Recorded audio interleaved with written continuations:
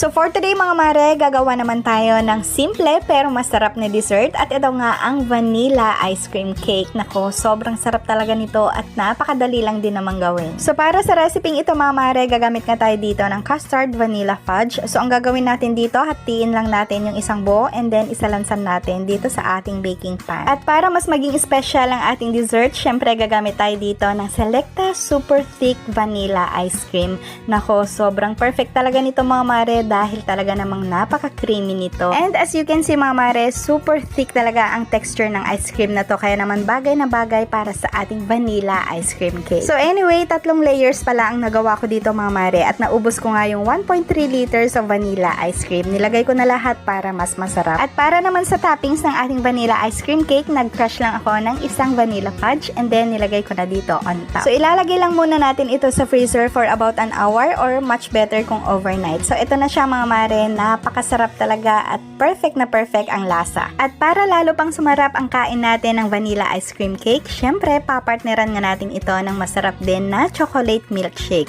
And for this recipe, gagamit nga ulit tayo ng Selecta Super Thick Chocolate Ice Cream. So pagsama-samahin lang natin ang 4 scoops of chocolate ice cream. Let's also add 1 chocolate fudge, ice cubes, and of course ang fresh milk. And then after nyan, pwede na natin itong i-blend. So here, nag-drizzle lang ako ng chocolate syrup at nilagay ko na rin dito ang ating chocolate milkshake. So after nyan, nag-add na rin ako dito ng ice cream and another chocolate syrup on top. Sobrang panalo talaga ang lasa, lalo na kapag Selecta Super Thick